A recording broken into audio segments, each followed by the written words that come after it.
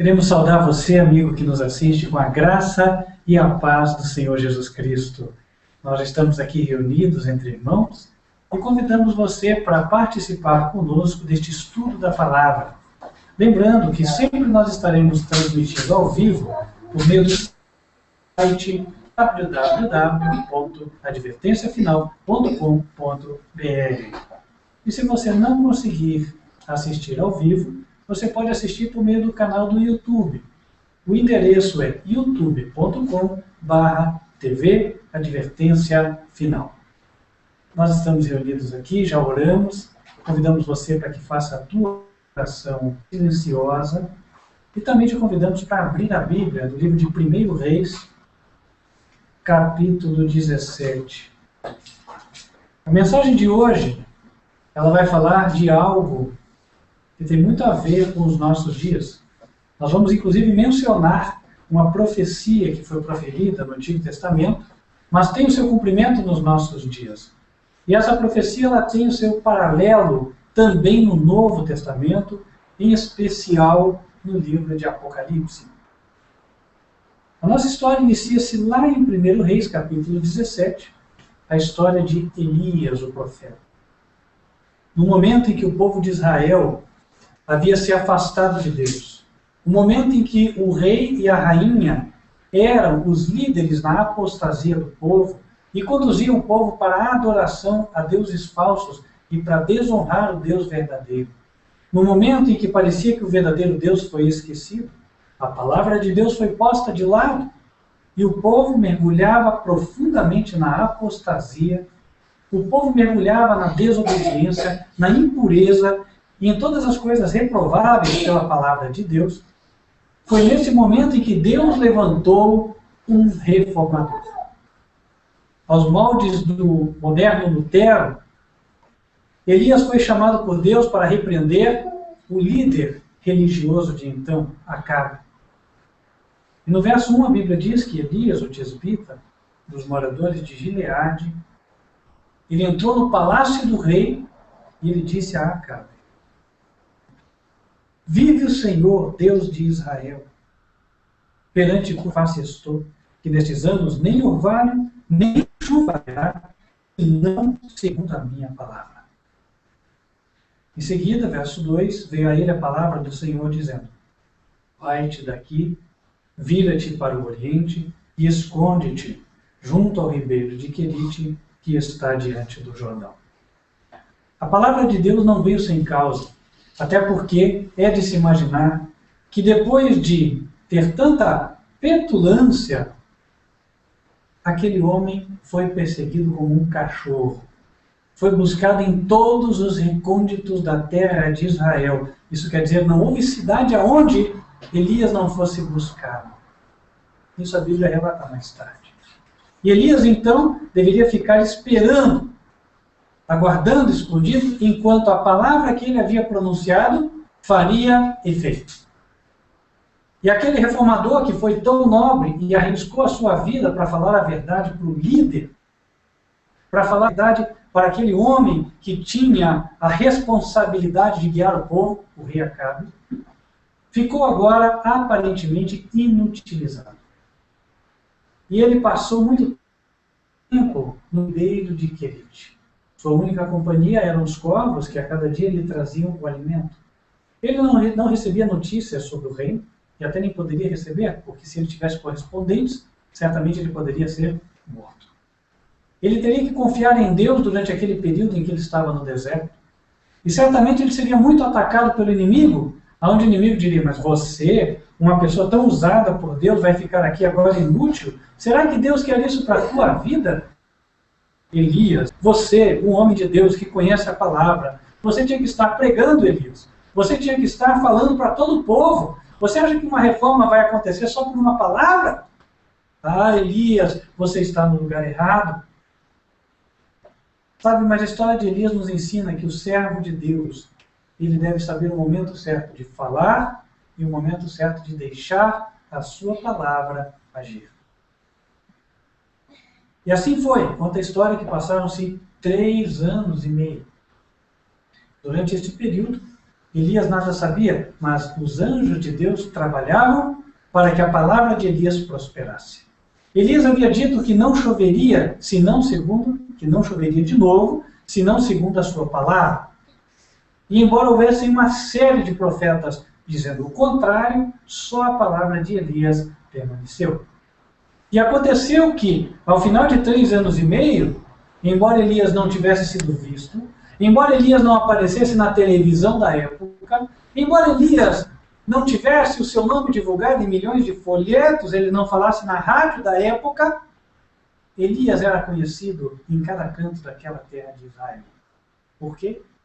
Porque ele soube a hora de falar e ele se calou na hora em que Deus pediu para ele se calar. Deus fez a obra que Elias não poderia ter feito. E ao final de 3 anos e meio, o povo estava pronto para a confrontação.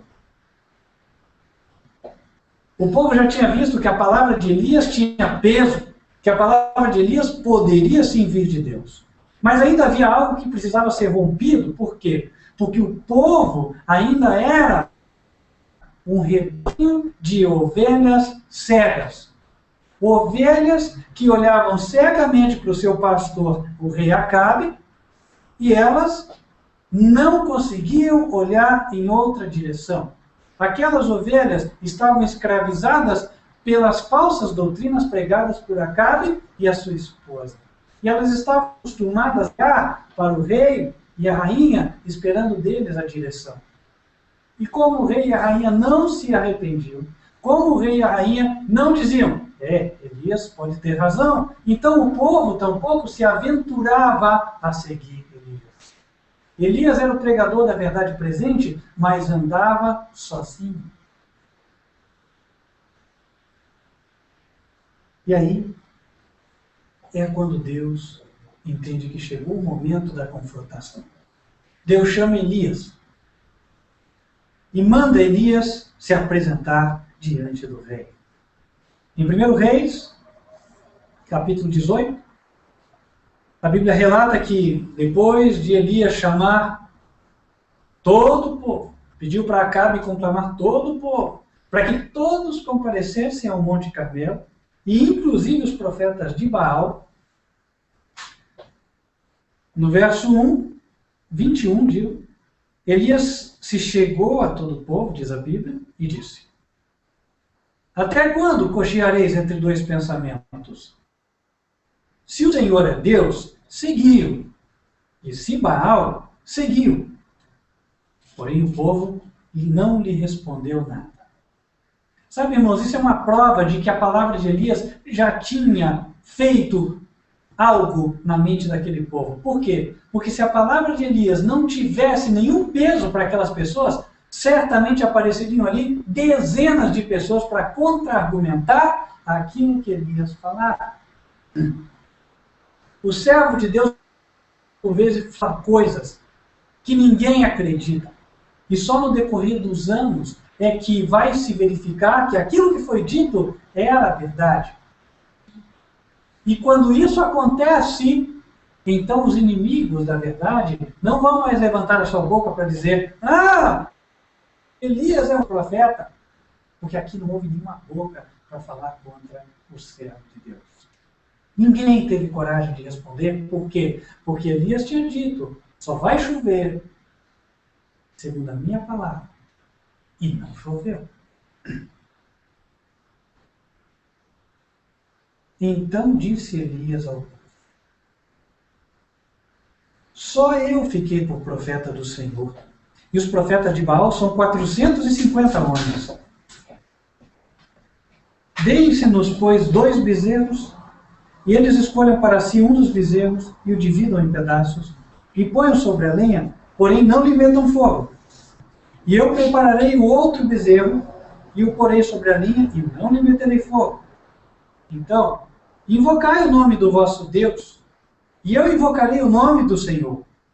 E há de ser que o Deus que responder por fogo, esse será Deus. E todo o povo respondeu e disse: é boa esta palavra. Sabe, irmãos, só um verdadeiro Deus poderia enviar fogo do céu. O povo entendeu que da parte de Elias foi feita uma proposta honesta. Agora eu queria chamar a atenção para um outro detalhe que nós acabamos de ler aqui. A Bíblia diz que os profetas de Baal eram quantos mesmo? 450. E quantos eram os profetas do Senhor no Carmelo? Um só. Então, sabe, eu parei para fazer uma conta percentual, ou porcentual, e cheguei a entender o seguinte: Elias representava menos de 1% dos profetas. 1% dos profetas daria 4 profetas e meio. 0,5% dos profetas daria 2 profetas,25. 0,25% dos profetas daria 1,15 profetas. Ou seja, Elias, o homem de Deus, o homem que andava na verdade, representava menos de 0,25% dos pastores e dos profetas da sua denominação.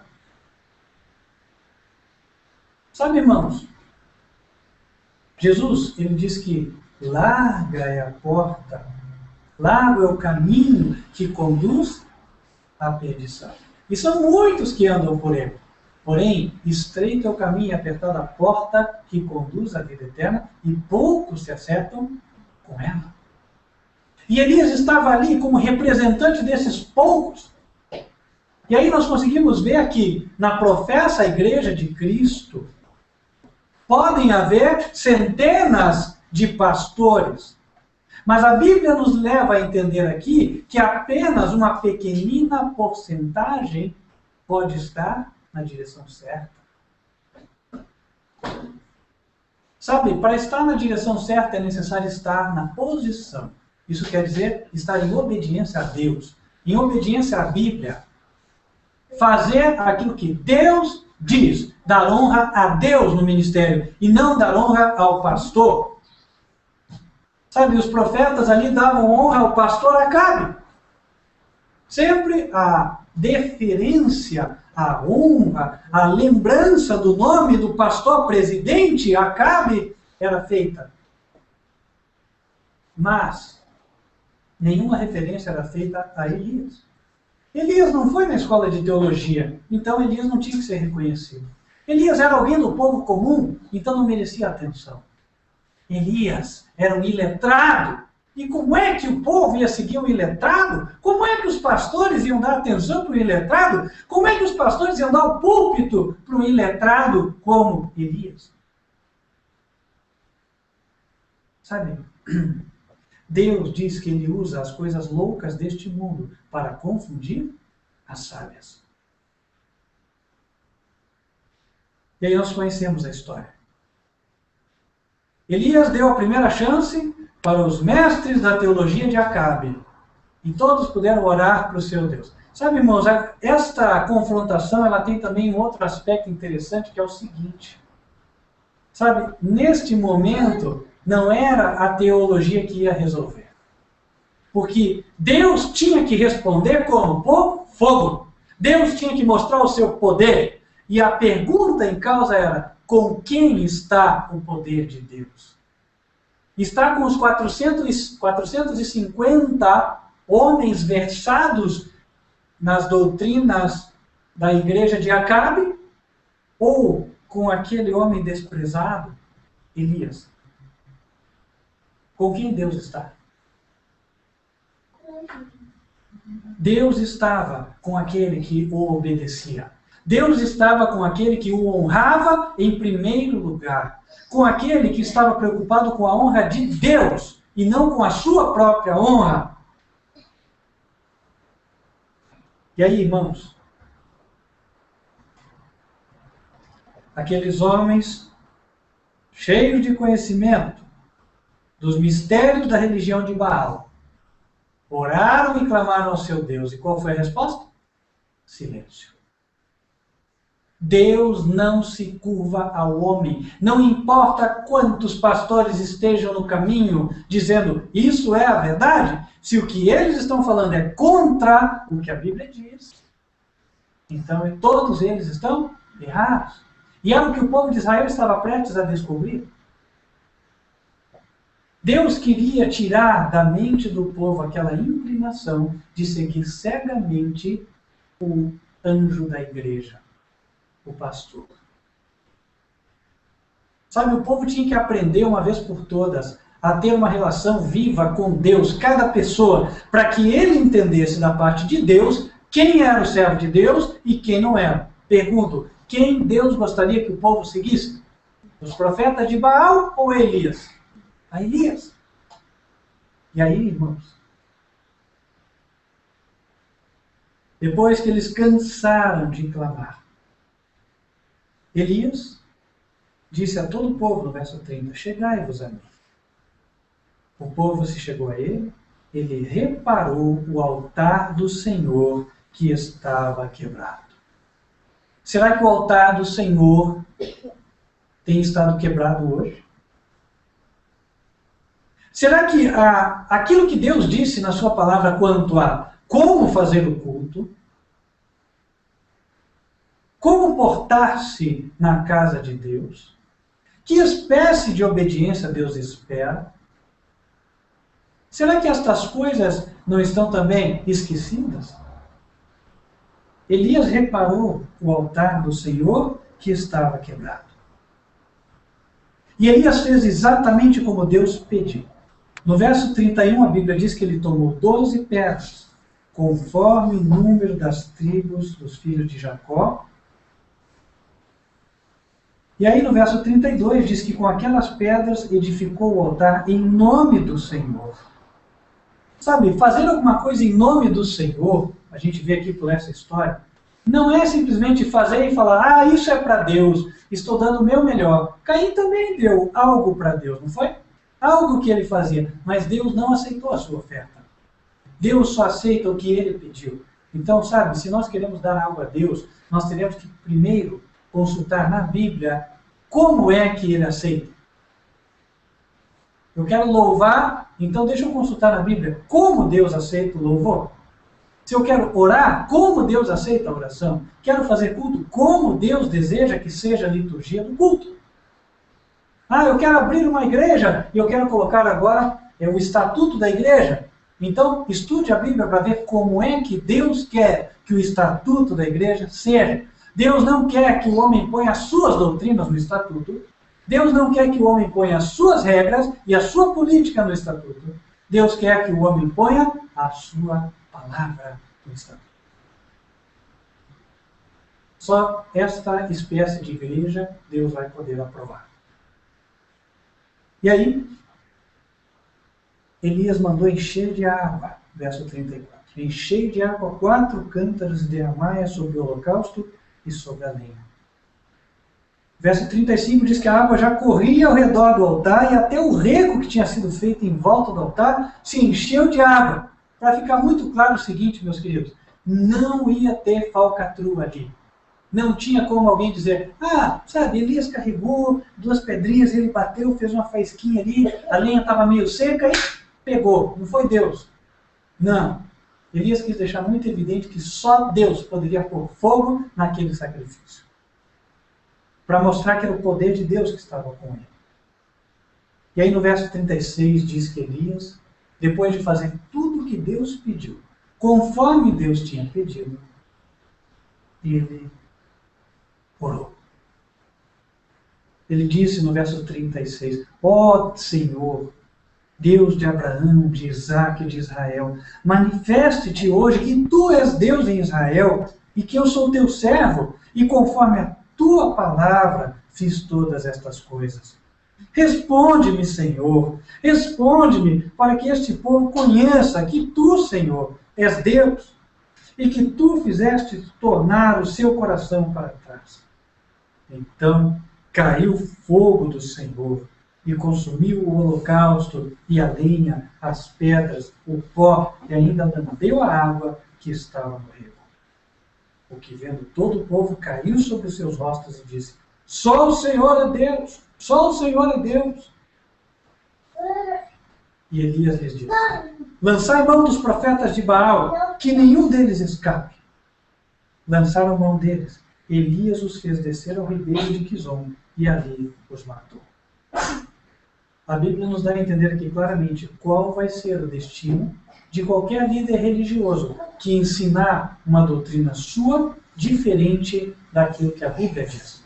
Portanto, amigo que escuta, se você é pastor, se você é presbítero, se você é líder, tome o cuidado de, antes de pregar, estudar na Bíblia, para que Deus diga a você o que Ele quer.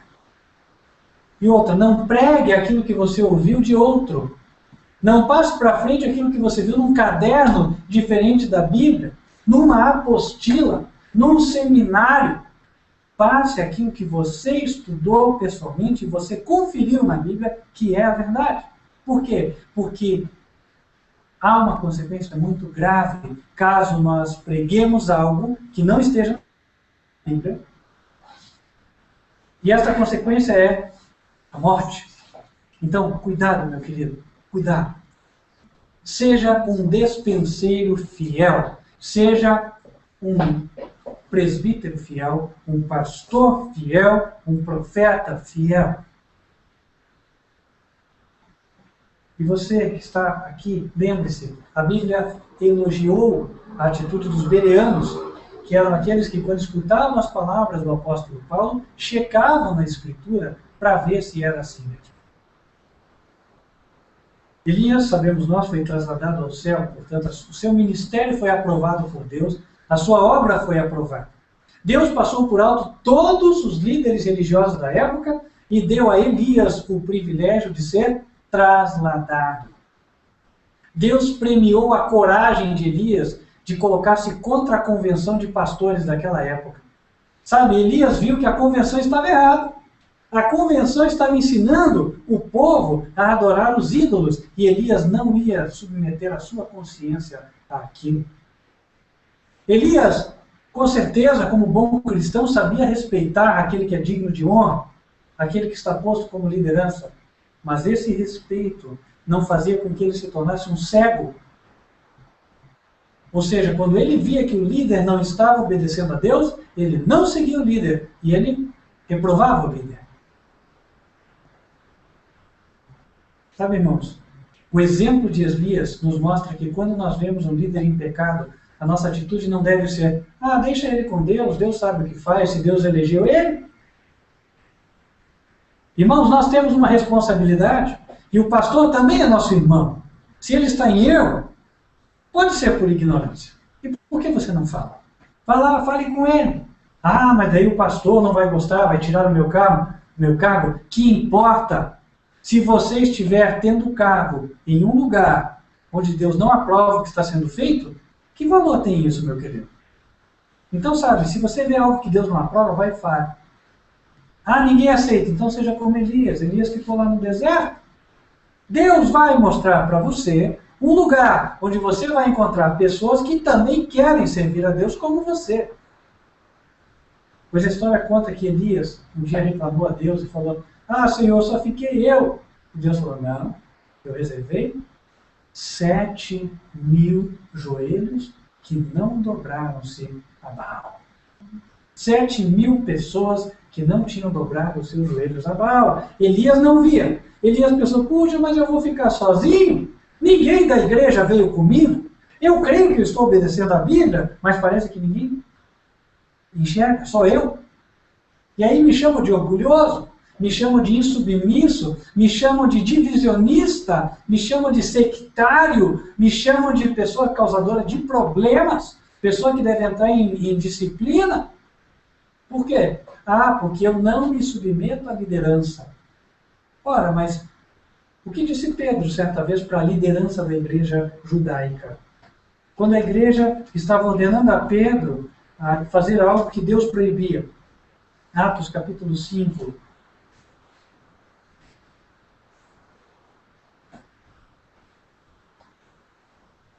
Capítulo 5, verso 29. Respondendo Pedro e os apóstolos disseram.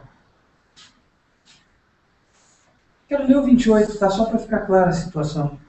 Disseram os líderes da igreja. Não vos admoestamos nós expressamente que não ensinasseis nesse nome? E eis que encheste Jerusalém dessa vossa doutrina, e quereis lançar sobre nós o sangue desse homem. Porém, respondendo Pedro e os apóstolos disseram: mais importa obedecer a Deus do que aos homens. E você, meu querido, o que é que você vai dizer?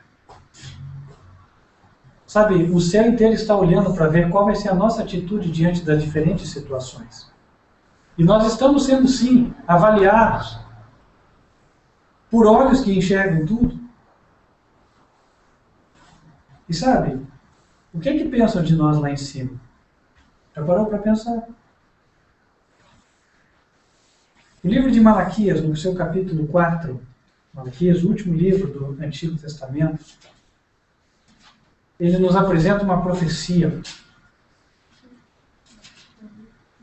referente a Elias. Em Malaquias 4, verso 5, a Bíblia diz assim: eis que eu vos ensino o profeta, eis que eu vos envio o profeta Elias, antes que venha o grande e terrível dia do Senhor. E converterá o coração dos pais aos filhos, e o coração dos filhos a seus pais, para que eu não venha e fira a terra com maldição. Qual era a natureza da obra que Elias faria? Não é difícil entender. Porque no verso 4, logo antes de falar da vinda de Elias, Deus diz assim para o povo: lembrai-vos da lei de Moisés, meu servo, a qual lhe mandei em Horebe para todo Israel, a qual são os estatutos e juízos.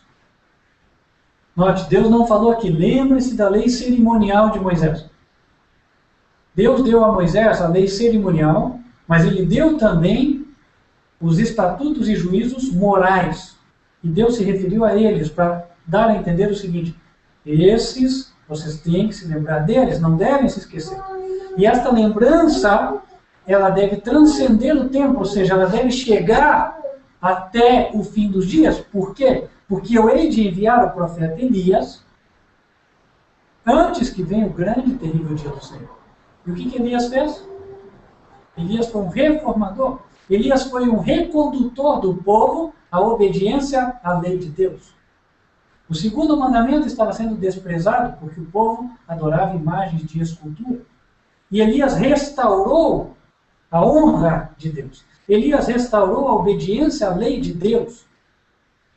E a Bíblia diz que antes de vir o grande e terrível dia do Senhor, antes de vir o dia da 7ª praga do Apocalipse, que eu já estou traduzindo para você, antes desse dia, Deus terá na terra um ministério como o do profeta Elias. Então nós devemos esperar que Elias desça do céu? Ou devemos esperar que alguém apareça e diga: eu sou Elias? Sabe, a Bíblia nos ensina a não esperar nem uma coisa nem outra. Primeiro porque em Mateus capítulo 11, a Bíblia ensina que não é que Elias há de vir de novo, é que há de vir alguém para fazer uma obra semelhante à de Elias, no mesmo espírito. Em Mateus 11, verso 12, Jesus dizia assim: desde os dias de João Batista até agora se faz violência ao reino dos céus e pela força se apoderam dele. Porque todos os profetas e a lei profetizaram até João. E se quereis dar crédito, este é o Elias que havia de vir. Então a Bíblia diz aqui: João era o Elias que havia de vir. João não era Elias e nem era a reencarnação de Elias, porque segundo a Bíblia, a reencarnação não existe. A todos cabe viver uma só vez e depois disso o juízo. Hebreus 9, 27. Então a tua oportunidade é nesta vida, amigo. Se você não obedecer a Deus, se você não se colocar em harmonia com Ele nesta vida, não aceitar a graça de Jesus na tua vida, então você não terá uma segunda oportunidade. É agora a oportunidade. E lá em Mateus 17, esta verdade é reafirmada. Foi a ocasião da transfiguração. A transfiguração foi um dia no qual Jesus subiu um monte, e ali ele se transfigurou, ele apareceu glorificado, e ao seu lado apareceram duas pessoas. O verso 3 diz que eram Moisés e Elias. Ora, João Batista estando na terra, então não podia mesmo ser a reencarnação de Elias, não, porque Elias aparece aqui. Claro que pela história João, nesse momento, teria possivelmente falecido. Mas aqui fica evidente que enquanto João estava lá na tumba, decapitado, Elias aparecia aqui. Então nós vemos que Elias não era, ou João não era Elias reencarnado. Elias estava no céu e veio visitar. E aí, na sequência, depois que acabou aquele momento, no verso 10, os discípulos interrogaram Jesus, dizendo: por que dizem então os escribas que é mister que Elias venha primeiro? Jesus respondendo disse-lhes: em verdade, Elias virá primeiro e restaurará todas as coisas. Mas digo-vos que Elias já veio e não o conheceram. Mas fizeram assim, farão eles também padecer o Filho do Homem. Então entenderam os discípulos que lhes falara de João Batista. Ou seja, Deus disse que assim como Elias foi um reformador, viriam outros reformadores. João Batista foi alguém que veio no espírito e poder de Elias para promover uma reforma. E assim, com segurança, podemos dizer que Lutero também veio no mesmo espírito e poder de Elias, promovendo uma reforma na igreja cristã da Idade Média. E nos últimos dias, quem será? Ou quem serão os Elias? Porque para que alguém seja um Elias moderno, basta que ele tenha o mesmo espírito de Elias. Ele venha movido pelo Espírito de Deus para reconduzir o povo à obediência à sua lei.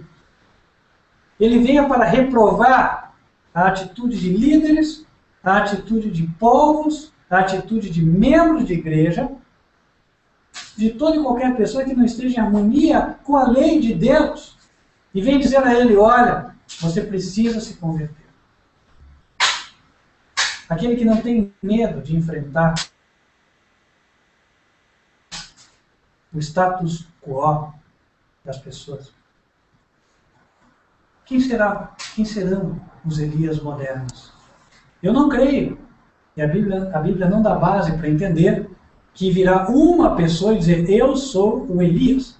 Mas você pode ser um Elias, aqui vocês podem ser um Elias, ou alguns Elias. Eu posso ser um Elias se nós nos deixamos usar por Deus. Se nós convidamos o povo a se arrepender dos seus pecados, a retornar à obediência à lei moral, aquela que Deus deu a Moisés lá em Horebe, no Monte Sinai, então nós seremos os Elias modernos. E a pergunta que fica hoje como apelo é: deseja você ser um Elias? Deseja você ser um instrumento de Deus para levar o povo à conversão? A experiência que você vai ter, então, já está descrita na Bíblia. Se você ficar sozinho, não se surpreenda. Se você viver muito tempo no deserto, sem a companhia de outras pessoas, não se surpreenda. Se você tiver como companhia os anjos só, não se surpreenda. Porque Elias viveu assim. E se você mais tarde tiver que confrontar a convenção de pastores da tua denominação, e você for a única voz discordante, não se surpreenda. E se você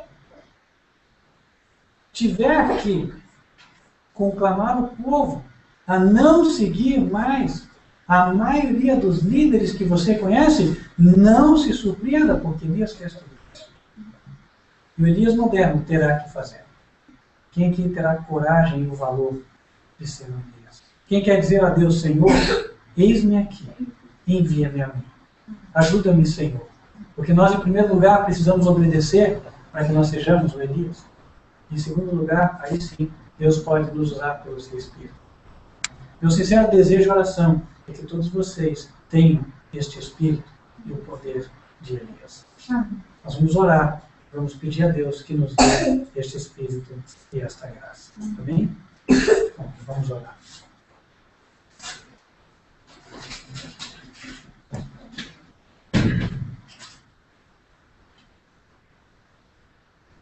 Senhor nosso Deus, que nos altos céus da terra.